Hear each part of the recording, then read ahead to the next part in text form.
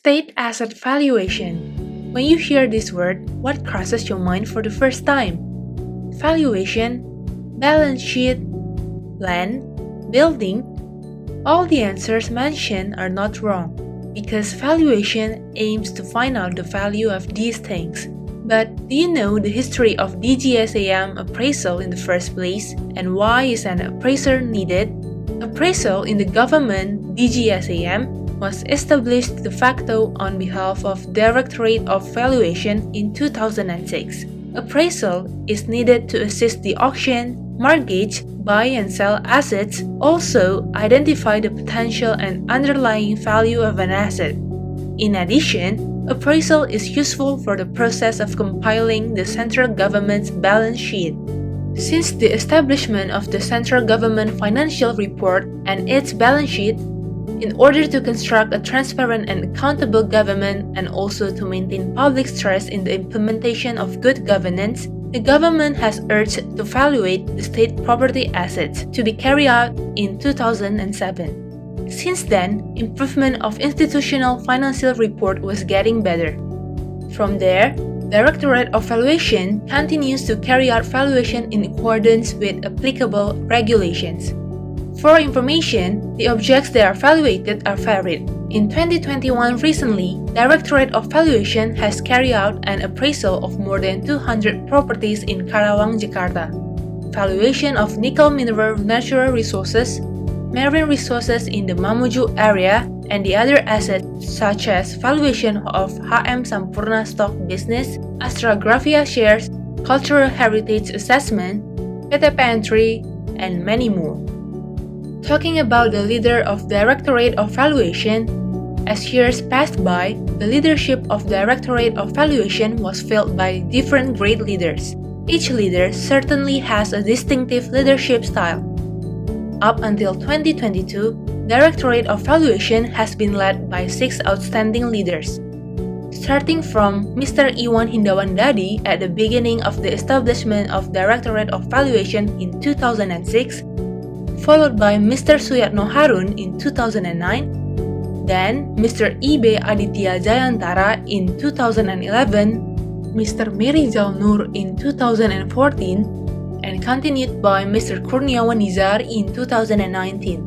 Apart from the change in the leadership of Director of Valuation, this does not rule out the sole aim, which is advancing the Directorate of Valuation and actively participating for supporting the achievement of DGSAM's vision of becoming a professional and distinguished state asset manager. Currently, the leadership has been grasped by a new leader, namely Mr. Arik Haryono, who is ready to dedicate himself to carry on the unwavering spirit of the previous valuation directors for a better Directorate of Valuation. As we have known the leaders of Directorate of Valuation, let's look further into the structure of Directorate of Valuation. After the reorganization in the financial environment in 2021 regarding the organization and work procedures of the Ministry of Finance, the Directorate has changed the organizational structure as well. As previously explained, Directorate of Valuation is led by Mr. Arik Haryono. Since April 13, 2022, officially, he is ready to lead the Directorate, and under his lead, there are 3 sub-directorates and functional groups, where each sub-directorate is in charge of related sections. The first sub-directorate is Standardization of Property and Natural Resources Valuation, which is led by Mr. Mardanus Rudianto.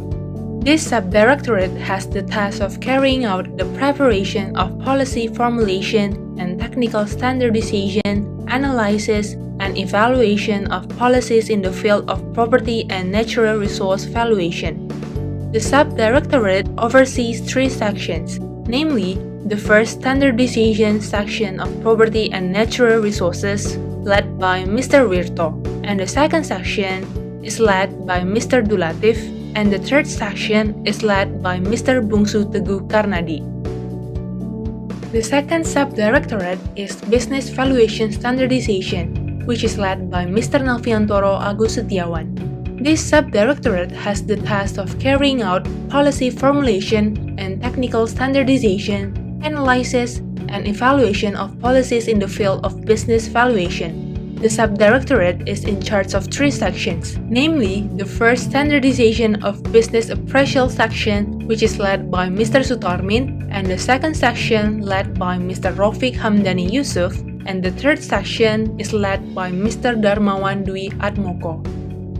The third subdirectorate is Development Quality Management and Assessment Analysis, which is led by Mrs. Indriyasari Sundoro. This subdirectorate has the task of carrying out development, governance, quality management, analysis, management, monitoring, and evaluation in the field of valuation. The subdirectorate oversees 2 sections and 1 other subsection. They are Quality Assessment Development and Management section led by Mr. Umardani Yusuf Wayudi and Assessment Analysis section led by Mrs. Yunita Irawati. In addition, there is an Administration subsection which is led by Mr. Yuda Novrian Hidayat. Other than the subdirectorate, there are also functional groups consisting of JFPP.